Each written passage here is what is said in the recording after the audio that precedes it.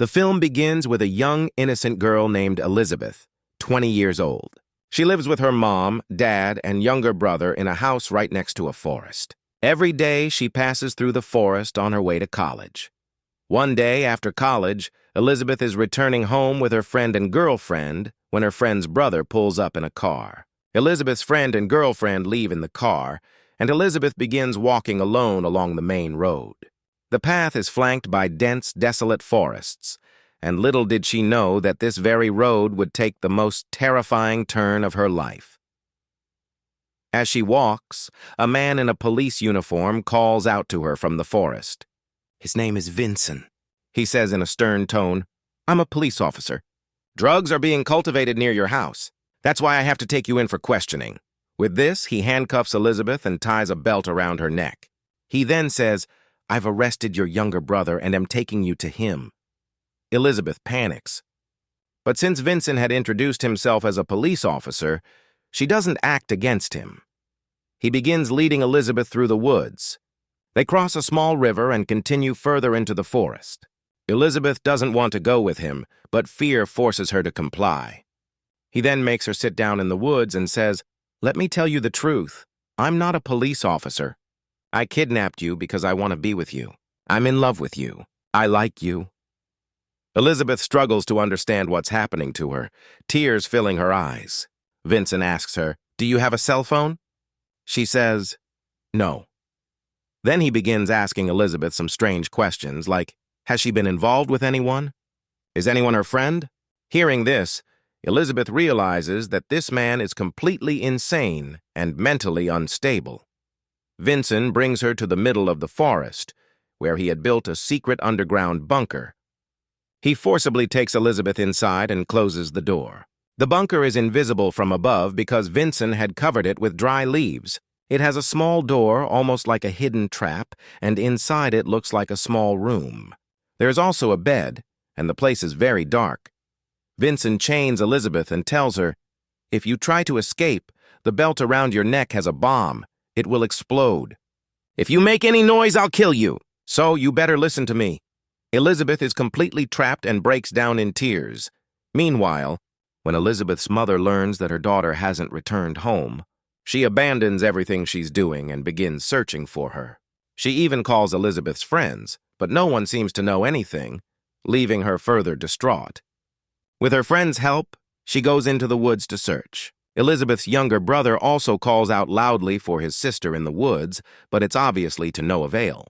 When Elizabeth's parents can't find their daughter even by nightfall, they call a police officer and file a missing person report. The officer questions the neighborhood and attempts to locate Elizabeth, but still finds nothing.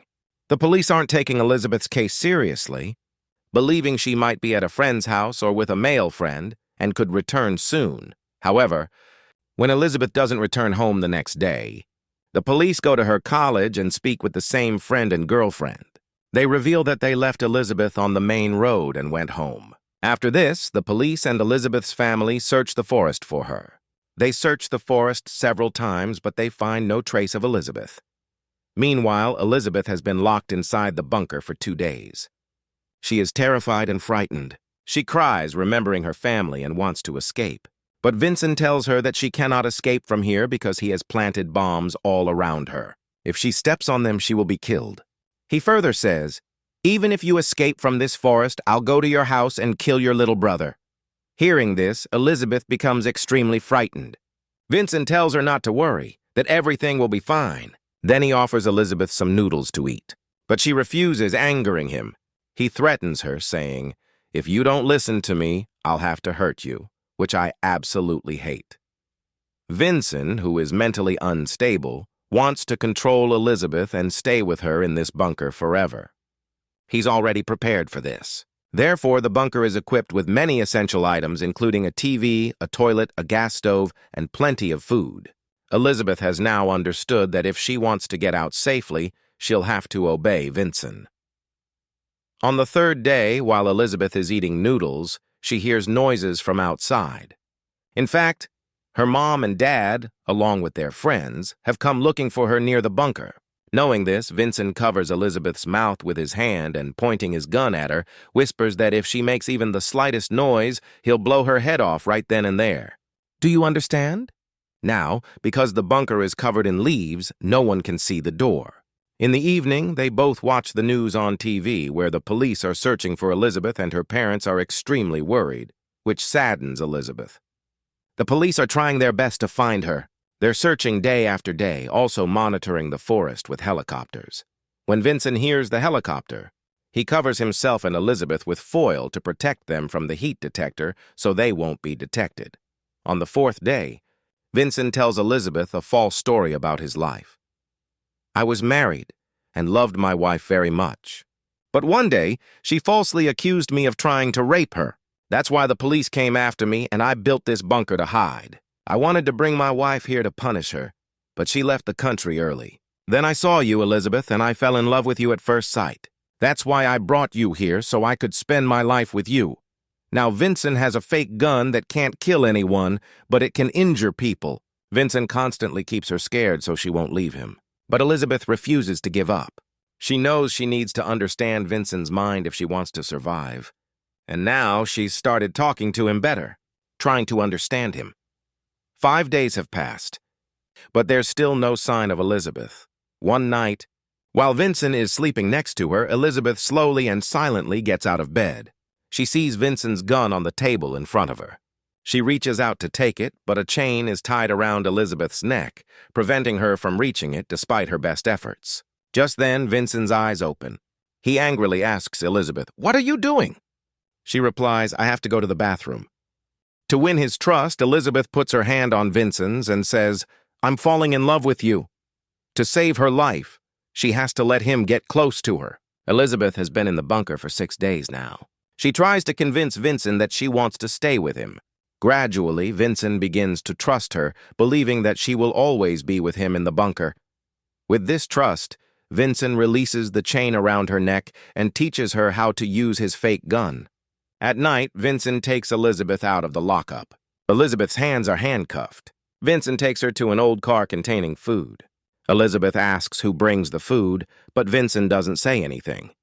Just then, the sound of a helicopter comes overhead, which frightens Vincent, and he quickly takes her back to the bunker. Elizabeth deliberately takes off one of her shoes and leaves it there, hoping to give the police a clue. Once inside the bunker, Elizabeth discovers that Vincent has a mobile phone. The next morning, while Vincent is sleeping, she quietly takes his phone. She types a message for her mother, but then realizes the phone has no network. She opens the bunker door slightly to try to get a signal, but to no avail. So she deletes the message and puts the phone back. Then her eyes fall on Vincent's gun. She picks it up and holds it to Vincent's head. She knows it doesn't fire a bullet. She believes Vincent won't die, but he will definitely be injured. She pulls the trigger, intending to wound him. But instead of firing, the gun jams. Elizabeth becomes furious and puts it back in its place. She remembers her mom and dad, deeply saddened. She wonders if she'll ever get out of here. Elizabeth has been here for 7 days now, but the police haven't heard anything about her. Therefore, Elizabeth's friends and police officers began to suspect that she might not be alive anymore. On the 8th day, when Vincent checks the gun, he finds it jammed. He angrily asks Elizabeth, "Did you take my gun?" Elizabeth calmly replies, "No. Why do I need it?" Then she takes Vincent's hand and places it on her cheek, which makes Vincent trust her again. Meanwhile, the police are about to stop searching for Elizabeth, as they hadn't found her. But the message Elizabeth sent to her mother, which she had deleted due to a lack of signal, is gone. The message somehow reaches her mother's phone. It states that a man is holding her captive in an underground bunker in the middle of the woods near their home. The man is insane. Elizabeth's parents are shocked, and a hope of finding their son is awakened within them. They immediately call the police and show them the message. At first, the officers don't take the message seriously, thinking it might be a joke or a prank. But Elizabeth's mother explains that her daughter wrote her name as Lisa in the message. This name is known only to the family and no one else knows it. Upon her statement, the officers take the message seriously, and the number from which the message was sent to Elizabeth's mother is tracked, meaning she is found.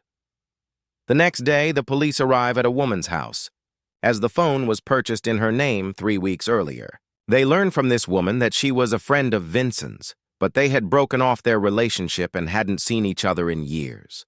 She says, "He texts me often, and I leave food in a cart in the woods," she explains to the police.